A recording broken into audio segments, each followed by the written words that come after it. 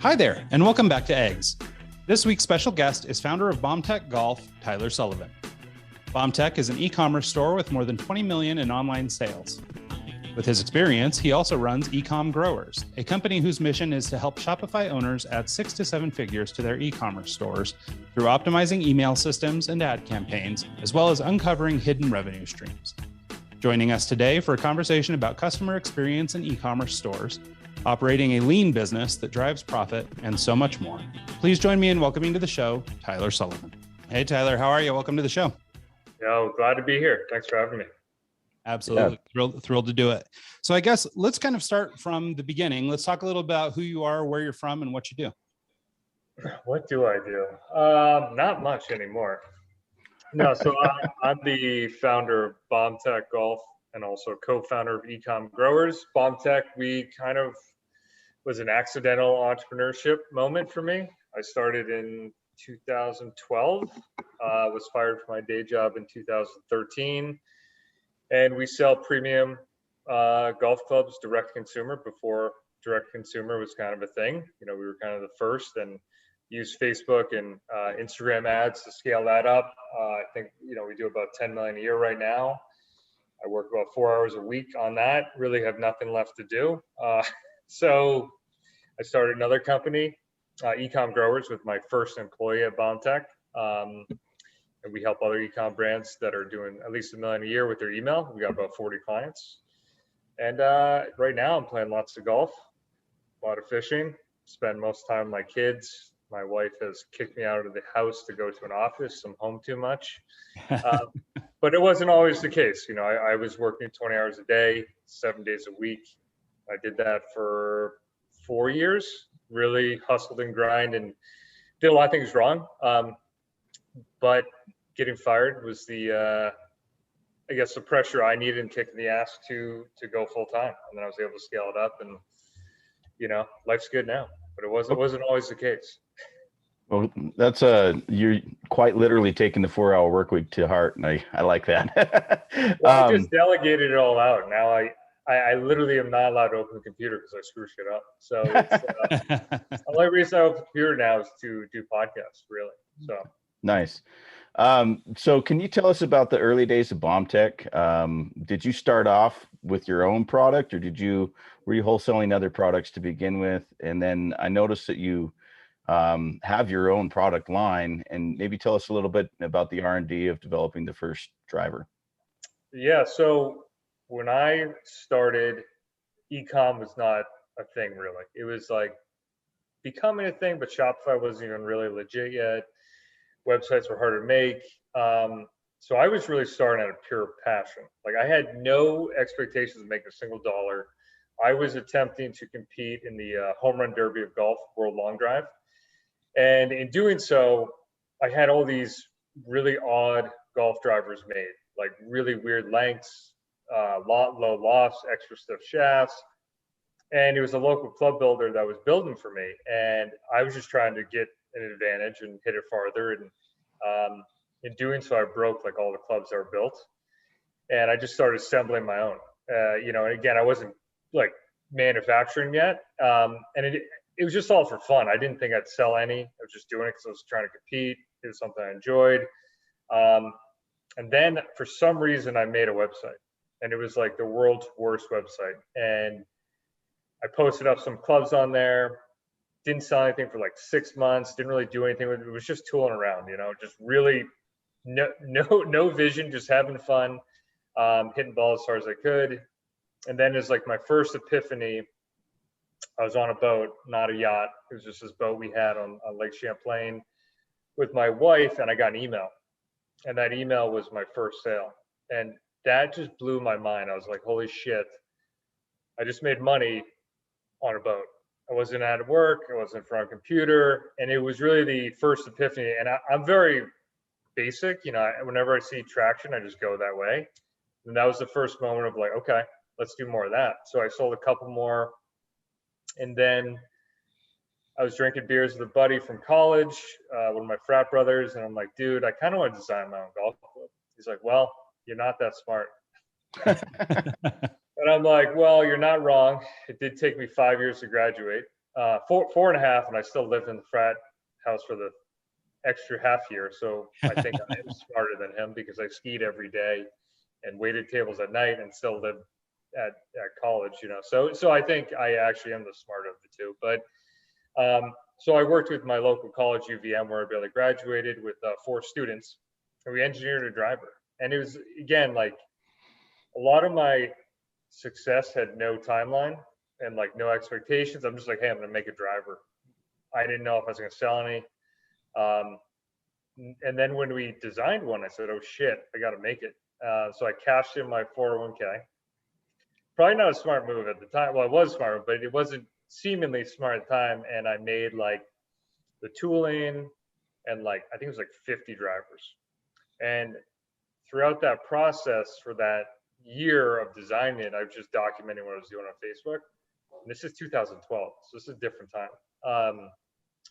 And I sold, when we actually went to launch it, I had like a tiny email list, Facebook group of like, our Facebook page of like 800 people, maybe 1,000. We'd buy likes back then. That's what you'd pay for. And I think I sold like 10 grand worth of product, which I think was all my drivers I had, and it was all on pre-order. And I was like, okay, let's do more of that. And that year was really, that was a tough year because I had some traction, but didn't have much scale, you know? So I think we did like 100 grand of my own product, thought there was something there. And really, it was the moment when we started messing around with Facebook video and Facebook ads. And so I did get it up to, I think, 500K organically, which was really hard to do. And then I made a video in my backyard when Facebook video first came out, boosted it for $300. And it's me hitting a ball into a net and it sounds like a gun goes off. And I say, what does your driver sound like? And that video got 300,000 views, 10,000 comments. And I boosted for $300. So all I did back then, I had a BlackBerry, if you can imagine that. And I literally commented until my thumbs were bleeding. And I commented on every single comment. And really, that was the foundation of building an audience and engaging with that audience. And I think I did it because I was just like, I didn't know what was going to happen. I was just like amazed that people would comment back. So it wasn't like I would comment and someone would buy a club. You know what I mean? That's what I hoped would happen, but I didn't know what was going to happen. So the engagement was there. And then I started running ads poorly myself, got over $1 million. That next year, hired some people, got it to 4 million, 6 million. Now we do like 10 million a year with 2 employees.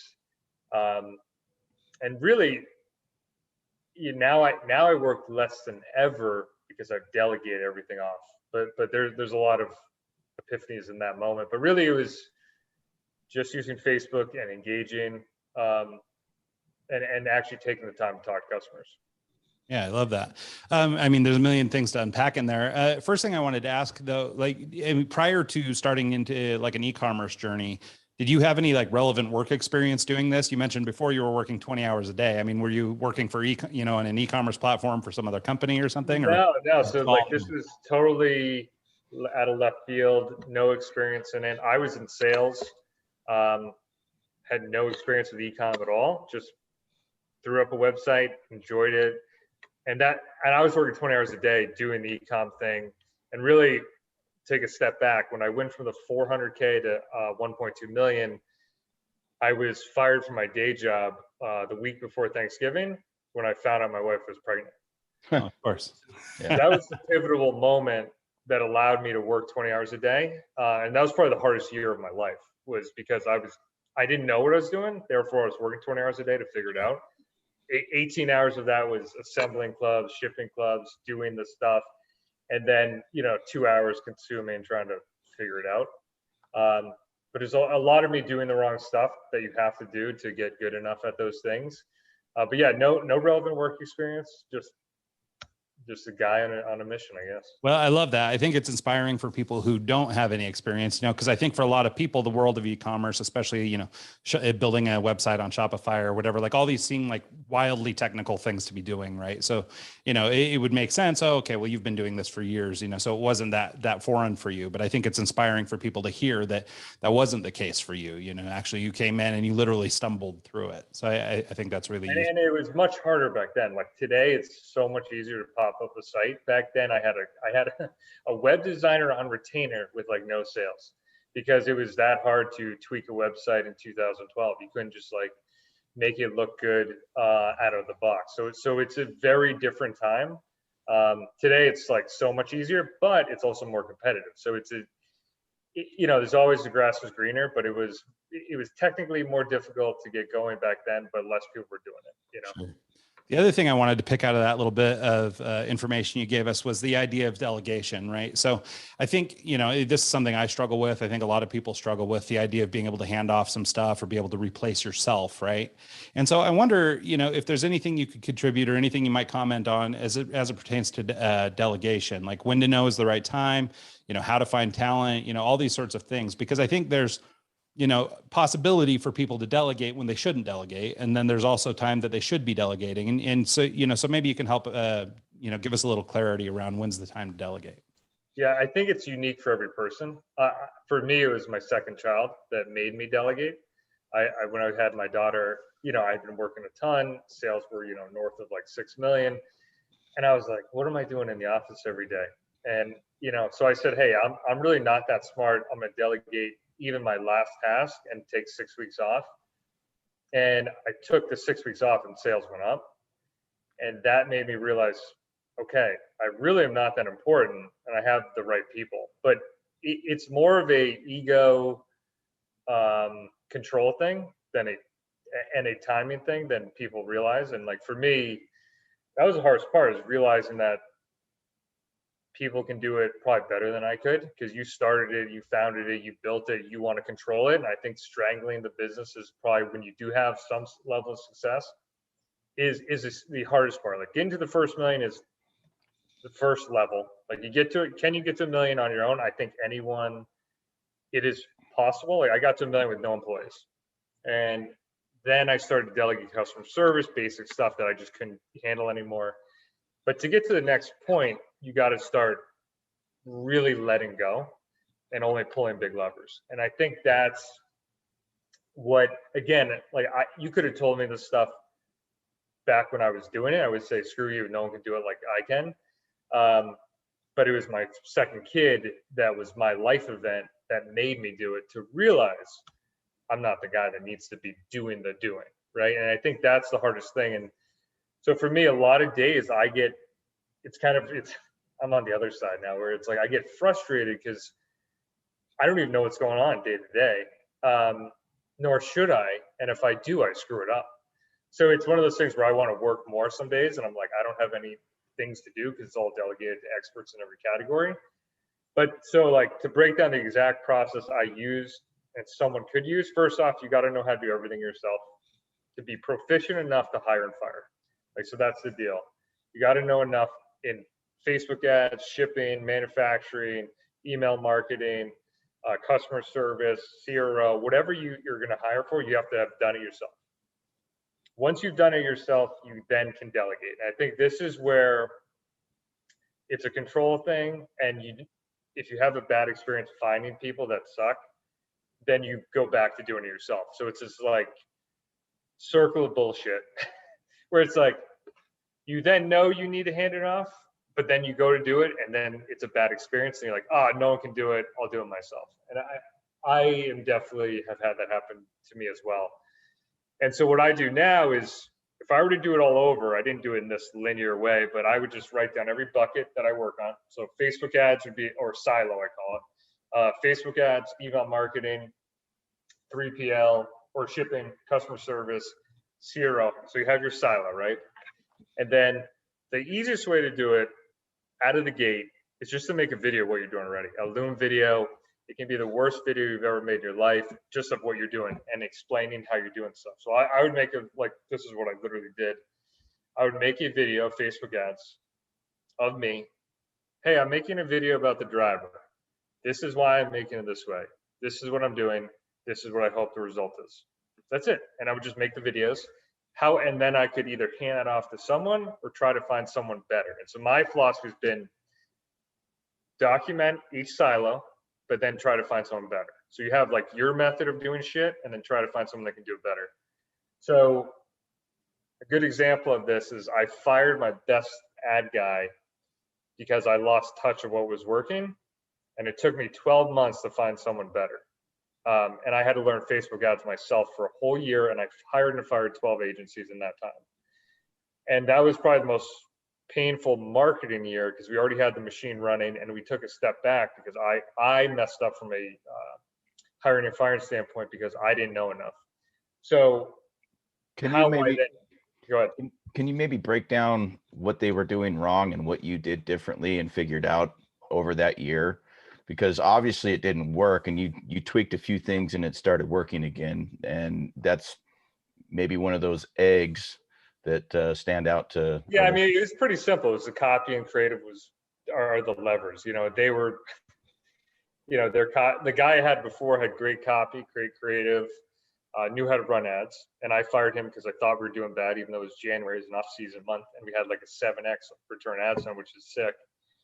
But through that year, I just couldn't find anyone to do it. So I ended up taking like 1 million courses. I actually hired a Facebook ads coach to teach me until the point where he's like, dude, you're better than I am.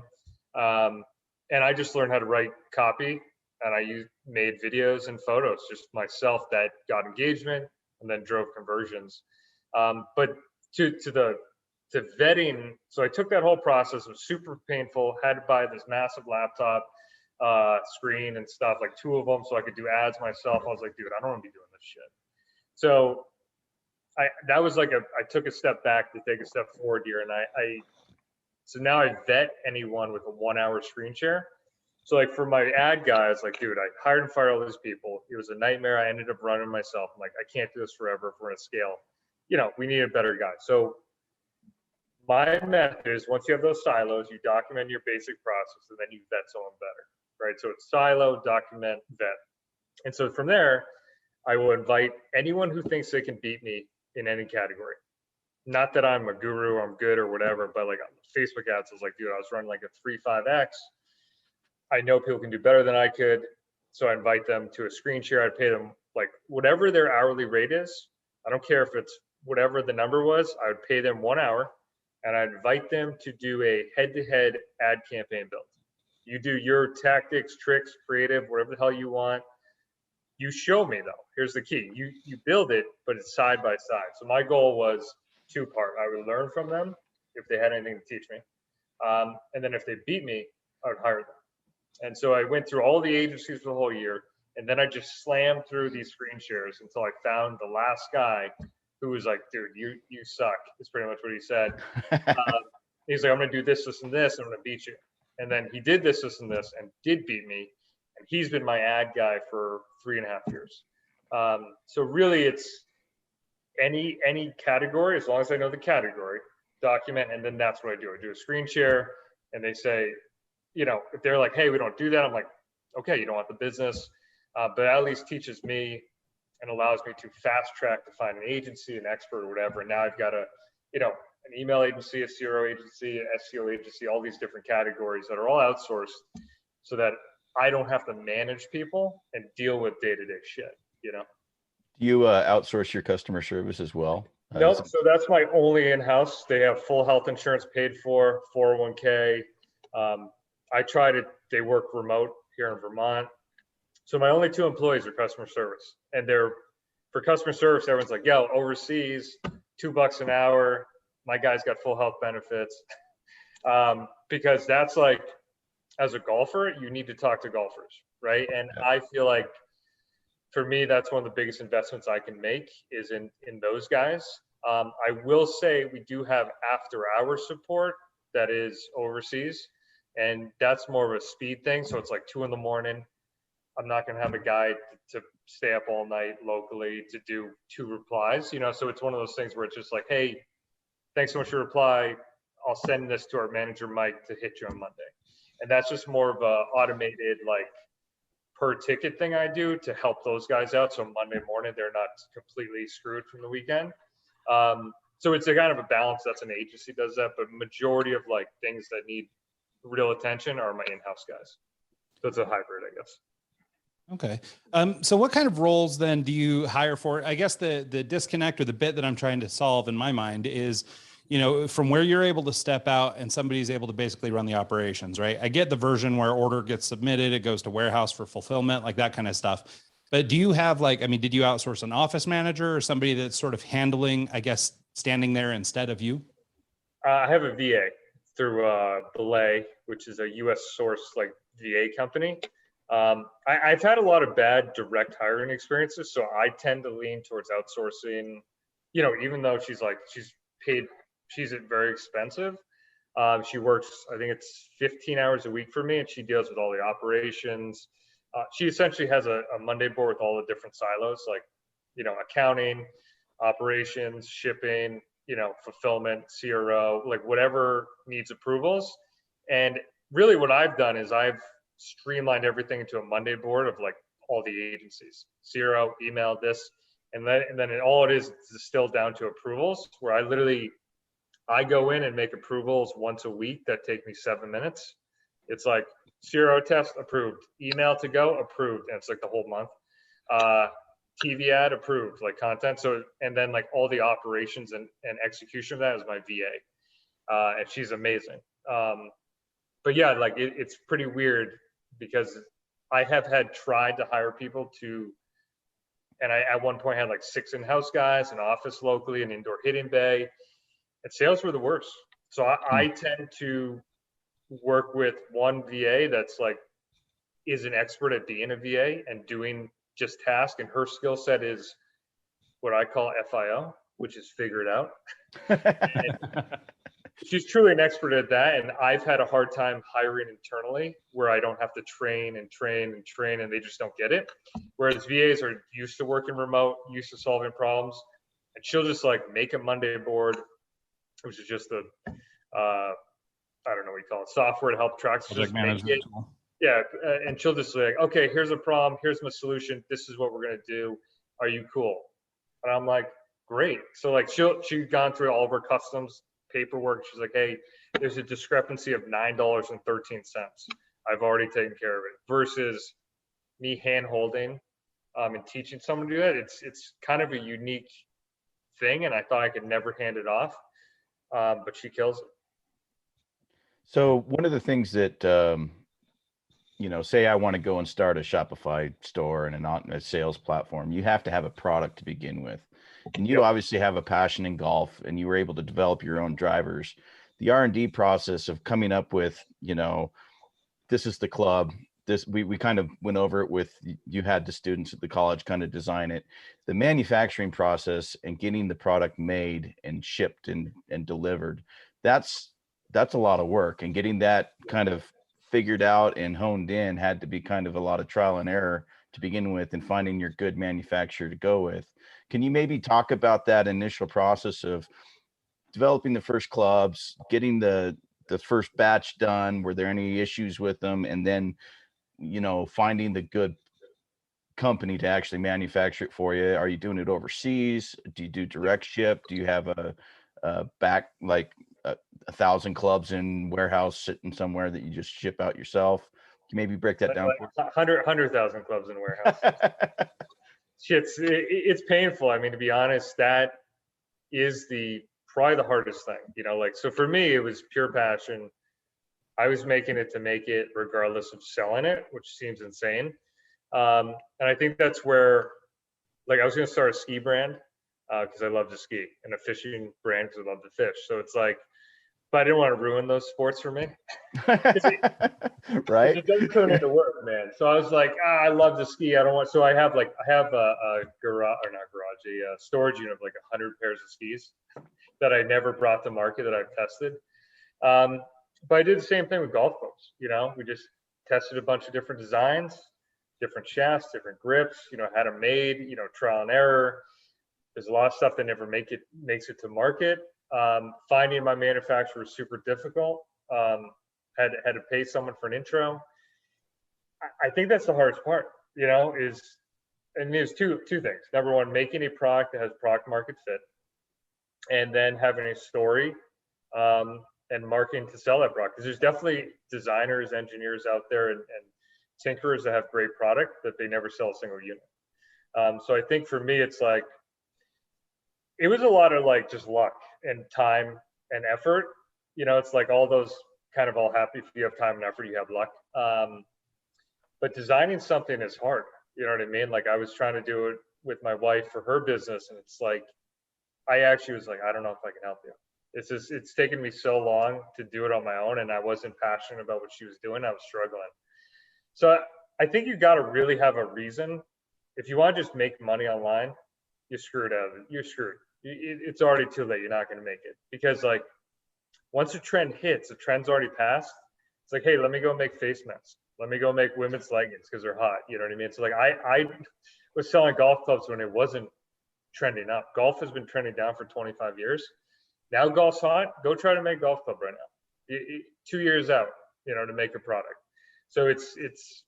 I think you need to do what you enjoy, and really have a reason to build a product for yourself to then sell it. You know, like if you had some reason to make some sick hat, jacket, footwear, fishing lure, I don't care what it is. If there's something that you think you need and it's not serving you in the market, go ahead. You know, but I think trying to make it, to monetize it out of the gate, is going to make it feel like work from day one. Whereas for me, I could work 20 hours a day, 7 days a week, because I loved it. I was just doing it, you know, versus like, hey, I got to make this work to feed my family. I think it's tough. So, I mean, I don't have a good resource to say, hey, go hit up this website and you'll find sick manufacturers. It doesn't work like that.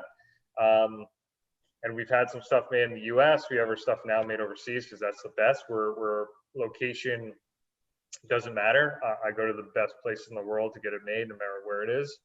But yeah, I don't know if that's good advice, but I haven't, like when I was trying to find skis, I was just talking to other ski brands and skiers and asked them, and I did get some intros, but I didn't think I could make a ski that was better than what was on the market. Therefore, I didn't make them.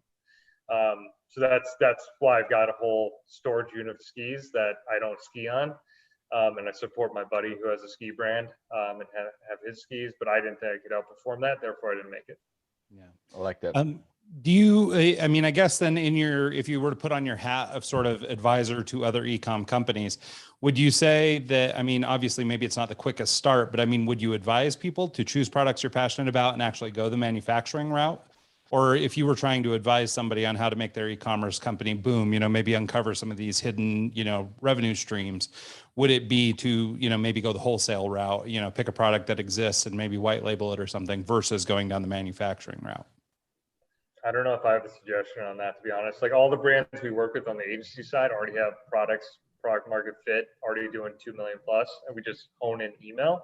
So it's like one service once you already dialed in. But I think that's where you need to figure out for yourself, what do you want to be? I think overall, as a business standpoint, it's much harder to wholesale now. Definitely can be done. But for me, it's like, I only know what I know. And so like all the brands we work with, for the most part, say 85 to 90% are D2C, direct consumer, their own brand. And some are wholesalers, resellers, which is easier to get into 100%. You're like, barrier to entry is much lower, but you have that barrier to entry is much lower. So more people can do it and your margins are much tighter. So you don't have as much, so it's hard to build a brand around other people's product. So, but you don't have the cash outlay and cash flow struggles that you do when you go to manufacture $5 million worth of golf clubs. And you got to go spend that to go make it. So I think, I don't know. I mean, it depends on what you want. Do you want your own product and brand, or do you want to sell other people's stuff? Okay. Well, and so you mentioned earlier sort of the importance of, you know, customer service, customer care, all that kind of stuff. And I assume that sort of leads into the way that you guys manage your email marketing campaigns, things like that, to try and, you know, build a level of trust and a level of communication with their, you know, the end users of your clients that, you know, will help drive sales and things like that. Do you mind talking about sort of the role that email marketing can play in customer service? I think for many, it's, you know, kind of impersonal. It's kind of whatever. So I wonder if you could sort of talk about the role that it plays. Yeah, I mean, emails are only owned asset. So, I mean, really, at the end of the day, if I were to sell the business or something, or someone would buy it, they're buying that list. our customer list and our email list. So we look at email very differently, and we do this for our clients. It's just a conversational two-way streak, So like when I was talking about that social post, I got 10,000 comments and I commented my thumbs were bleeding. We take that same approach with email. So we ask a ton of questions in email. We have like a new towel. Do you want A or B? This towel design or this towel design? We were going to drop a chipper and a 64-degree wedge. We said, which one do you want, chipper or 64? And really, by asking real questions you want to know the answer to, you actually get real answers that will help you. Which people are like, oh wow, it's mind blowing. Like instead, they're like, I know everything. I'm the owner. I'm going to launch this product, and I've learned the hard way that my ego and what I want doesn't matter. I've had a product launch. I did beer putt, which was beer pong for golf. Nice. As the 2005 frat beer pong champion, 18 games in a row. I thought beer putt would do well, but my audience doesn't drink that much beer, and they're older and don't even know what beer pong is. So when I made it, it didn't do well. So that led me to our overall method, which is just two-way conversational email. And that's why we have in-house guys that are in-house that are paid well, because their whole job is when someone replies that we actually reply back. And really that allows us to have dialogue that goes on and on forever and ever with these guys. There could be a customer that's been having an ongoing back and forth email with us for 5 years. So like, holy shit, dude, I got the new driver. Hey, I think you're launching this. When does it come out? So it just changes the whole dynamic and allows you that if iOS 14, which a lot of brands are getting hurt with now, can't target as well, you still have that email list that if you couldn't run Facebook ads, you could email and have conversation and still drive revenue, right? So I think the big mistake is just, and don't get me wrong, we still use it to drive revenue, but we do it in a conversational manner, whereas a lot of people are just blasting deal, deal, deal, deal, deal, and then they're like, oh shit, my email list is worth nothing. Then you have a harder time doing repeat orders. So really my agency, Ecom Growers, all we do is we help people build an email calendar, build out those emails, send those emails, and build out flows so that when they get the traffic or they're already scaling traffic, they monetize more on the front end and they make traffic more profitable. It's a 100% necessary thing. We just like to do it in a conversational way that engages people. So we've had multiple people on that have talked about email campaigns, and you are the first person that I've heard that has the conversational aspect versus just the blast or the SEO or this or that, and I honestly think that's mind blowing. I've never heard that before. And I think, the conversational approach and actually building that relationship with the customer is amazing. And it's not just the one time, it's a repeat thing. So if you're having that conversation back and forth, they bought your driver, hey, try this putter, this and that. And that to me, it's game changer. That changes the whole dynamic of the conversation, which is great. Well, it's also like if you're going to send an email to Ryan, you're like, yo, dude, I'm going to send you a newsletter, or I'm going to send you a text that says, yo, dude, what's up? So it's just like, we're trying to also be native to the platforms. You know what I mean? So it's like, yeah, we'll use some design for sure, but we also do throw in a lot of plain text emails where it's like native to what you used to get in an inbox versus like a promo where you have to like load the image. And, it does depend on the client, but for me, like that's what I prefer because it gets the engagement. It's just real conversation, man. And like at the end of the day, the businesses that are just good at Facebook ads and aren't a real brand per se and having real conversations are going to have a hard time. Yeah. And actually, like, I can't tell you how many mailing lists I've signed up for like audio engineering or stuff I'm interested in. And I'll get the email and the first thing I do is swipe left and don't even open it. So having that actual conversation with the person, if someone's actually emailing me, asking me a question, I would click on it, and the chance that I would read it and reply is a lot higher than if I just see, hey, learn this, why do this, or like the well, not only that, you also go from, when you do reply, you go from promotions to the inbox. Yeah. So when your emails are going in the inbox, you've won. So that it's also because we do want to actually get them to reply because we want to know what they want to say. But it also is a tactic to get people in the inbox. So now we're having a real conversation, but guess what? My email is actually going to show up. So not only it's like that's half the battle is a lot of emails don't even get to the inbox because you swipe left and deleted it. You know what I mean? Yeah. And that's even if you saw it. Half of them are probably in the promo tab on Gmail.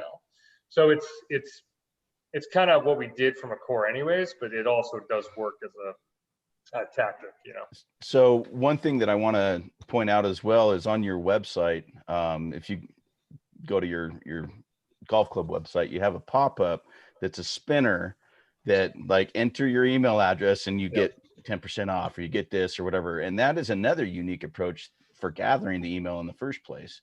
I've never seen that before. And I just wanted to point that out as something that standed out to me. Yeah, it gets like 18 or 19% opt-in. I mean, I'm pretty unemotional with like certain aspects, and email gathering is like a necessary evil, right? Like you got to get the email to market to them, and that is a what do they call it? Gamifying, because like, dude, people, to give their email is kind of a big deal, and even bigger now with privacy and stuff, and people really don't want to be just blasted to. So that helps us just get, out of the gate, more opportunity, more emails, more opportunity to market to them. And if we're doing a good job, they turn into customers. Yeah, I love that. Well, and just, I didn't want to interrupt, but I did want to just kind of pile on to Mike's comment about just, these conversational emails versus sort of the pre-programmed thing, because I think that there is a stereotype, I guess, when it comes to email marketing, that everything needs to be sort of generalized for a broad audience. And, so you end up with these kind of really broad, or well, maybe focused, but a marketing message, right? You're hit up with some kind of, a pitch or a sale or a product or a service or whatever, right? But it's never just information gathering or conversation or something. So I think that is an interesting tactic, despite sort of the, the other benefits, the fact that it might end up in an inbox and that sort of thing. But I do think that that's an interesting tactic. You also made the point that email is your only owned asset. And I think we've heard something like this before, but do you mind sort of elaborating on that idea? So like, for example, versus social media, how email is sort of superior? Yeah, I mean, this is the biggest shift was 2016 when Facebook throttled your reach on your page. So like our page, I think, has 130,000 likes on Facebook, which is our core channel. And I think it was 2016. Like, hey, business pages are not going to have as much reach. So literally, we would have posts. I remember this. We did a post that got like 10,000 shares, like just crazy numbers back in the day. And then when they did that, it went down. We'd have some posts get like 3 likes. Yeah. And we did the same thing. Not to give away all my secrets. We now do a lot of questions on there to get engagement. But essentially, that was a big, kick in the butt to say, hey, you're on Facebook's turf. You do not own your followers, right? So like before, I could post like, hey, we got a new product drop coming, or hey, how you guys doing? And get like tons of replies and actually drive revenue. Now that it got throttled, if I have an external link, that's almost not going to get seen. Mm-hmm. So the likelihood of my post now driving, I think that year alone when they throttled it, my social guy was like, dude, because of this change, we lost $800,000 of revenue just because organic would drive almost $1 million just from organic. We now have, we do engage best we can, but it's not owned. It's not guaranteed if I make a post, they're going to see it. So with email, we own those emails, meaning any given time or day, I can send them without having to pay. It's like we have to run ads to send to them, you know what I mean? Like in an ad platform, and we actually own that asset. So that's really like, that's what you own, your customer list and your email list. That's the only thing on this whole thing, because if you stop Facebook ads tomorrow, your traffic's gone. You can't just blast your whole thing because you have no reach anymore. So that's how we look at it. It's the most important thing you have. And it can be squandered and wrecked pretty quickly. So it's one of those things where you need to take the time and really, put the effort in and believe in it. But for some reason, I don't know, people have lost the meaning of email. Well, no, I love that. And I think it's a great observation because I think, email feels like the old thing, right? And social media feels like the new, cool, hip, whatever thing. And, there's a phrase that I've heard, a bunch of times in a bunch of different ways, but the idea is that if the product is free, then you're the product, right? So in the case of Facebook or social media platforms, that sort of thing, right? I mean, they're collecting your data. They're, maybe if you're engaged with ads, you're spending money with them, all that sort of stuff. But I think it's a great observation, or just a great point to sort of, put an exclamation point next to that. When you're engaged in somebody else's platform, anytime somebody else owns the platform, it can change overnight. And in your case, I mean, it was an $800,000 a year expense when they change their move, or change the site, or when they update the algorithm or whatever, right? Because you optimize for one thing, and then when they switch it up, something else happens. And so I think that's a really great like SEO too, not to derail, but it's like if you're on Google's terms and you're ranked number 1 for golf clubs, and they have a Penguin update or some algorithm, and you're on page 20 now, all that traffic's gone. So I think that's how I look at it. And, email's the core. That's what you own. Take care of it. That's your business. And then you have all these different spider webs, but extensions that drive traffic. And those, whatever drives traffic, Facebook, Google, SEO, TV, whatever your channel is, you want to get their email and you want them ideally to be a customer. But once you get them there, then you want to sell to them again, but you have to earn that right, Yeah, no, I think that's a great observation, and something, good to be pointing out for our audience. Can you maybe break down your hierarchy of what you do? So obviously email's on top. Is Facebook and Instagram second, and SEO third, and so on and so forth? Well, they're almost different things. You know what I mean? It's not like they're stackable and like they're all just. It's like a bicycle wheel, and they all are like the emails in the middle, and then you have the spokes, and you need all of them to ride your bike. Okay. So like for me, like the core things we always do, and then we have like a testing spoke where we try different shit and it will work or will not. But like Facebook, Instagram, Google, that's our traffic, right? All day, every day. That's what we spend money on. That's what we drive traffic with. And those are ads. And then we've got organic, which is, if you were to stack those, it's like ads are more important than organic. Organic is straight for engagement. It doesn't drive revenue, but it is important for engagement. Ads, you have to figure out how to buy traffic profitably. So it's above that. And then you have like, what's the other ones? I have it by agency. It's like CRO, which is how well when someone gets to your site do they convert. And then you have SEO, which is just how well do you find in your search. And then you have your email. I don't think I did that well, but it's like all those could together allow you to be successful, but not one is, you need them all, I guess. You can't just do one over the other. You know what I mean? Sure. On your LinkedIn profile, I noticed a term that I hadn't heard before, and it's Klaviyo, that you're a gold certified Klaviyo agency. Can you tell us what that is? Yeah. So for e-com brands, I mean, almost every client or e-com store I talk to is already on it. But it's just the best in class ESP or email service provider. So you can segment, send your email, you can see how much revenue you drive there. So essentially what we do is on our agency, we go into Klaviyo, we have our copywriter and team, they write your emails for you, you approve them, we send with Klaviyo. That was a game changer back in 2017 or 16 when you could segment. Like that was the first agency or ESP where you could segment out. Because before I would send an email and be like, it would be like a driver deal, be like, coupons not applied for previous purchases. And people would be like, I just bought it today. You're not going to apply this coupon to me. So now we can segment. I mean, they do 9 million other things well, but you can segment out on what they bought. You can build flows, and all it does in the day, it's a platform that allows us to drive more revenue and engagement. So like an average client of ours will do, we like to double, like they're doing 10% revenue from you, like to give them 20%, but most are doing 30 to 45%, and just allows you to then, if you do the back end well, then you can pay more for traffic. You can scale up more.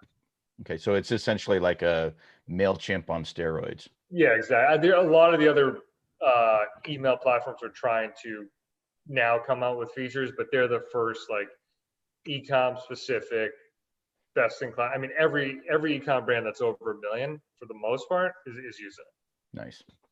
Yeah, no, I love it. And in fact, I would just sort of add to it with my experience with Klaviyo. I mean, it's really easy to, even if maybe you're not at $2 million a year in revenue and we can't employ your agency, it's easy enough to use as a individual too, at least for basic purposes. It will build forms for you. You can build little landing pages. You can create some simple automations and stuff, even with like a basic plan. And yeah, no, it's a great tool. I've used it for a couple little startup ventures that I had hoped to kick off, and yeah, that's a great tool. Nice.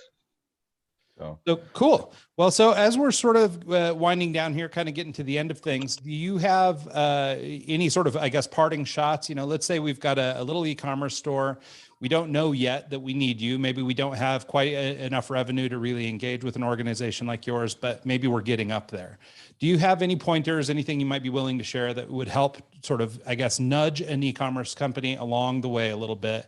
And then that might sort of help them or provide the insight that they might need help, in which case they could maybe delegate to an organization like yours. Yeah, I mean, I think it's the same hypothesis we've had for the conversation, which is have conversations that you care about at scale. You know what I mean? Whether it's social, whether it's email, whether it's in your ads, whether it's in your Facebook group, whatever you're trying to build or sell to, don't assume you know what your client wants, your customer wants, because a lot of times you're going to be wrong. So I would ask questions about products, what they like, what they don't like, who they are, just to learn more. And I think that would help find a better product market fit than that would actually allow you to scale. Because if you do have product market fit and really know what they want, and really know why they're buying, and because you ask those questions, you can then use that in your CRO, your Facebook ads, to then spend more. Because really at the end of the day, to become a 7-8 figure, I haven't hit 9, but e-com brand, you got to be able to buy traffic well, and you can't buy traffic well if you don't have product they want, and if you don't have offers that convert. And the best way to do that, I found, is to ask questions and continue that forever, and you'll be fine. Love it. I love it. Tyler, can you tell people where to go if they want to reach out and find you, maybe buy a golf club? Yeah, please buy some clubs. No, so if you're golf, bombtechgolf.com, and if you're an e-com store owner, ecomgrowers.com, or if you want to talk to me, I'm on LinkedIn fairly frequently when I'm not throwing my phone in the trash for a week at a time, at Tyler Sully Sullivan. Excellent. Nice. Well, cool. And we'll make sure to include all those links in the show notes. So thank you so much, Tyler. Really appreciate your time. Great conversation. And we learned a lot. Appreciate it, guys. Absolutely. And thanks so much to everybody who tunes into the show this week and every week. And we'll see you all next time.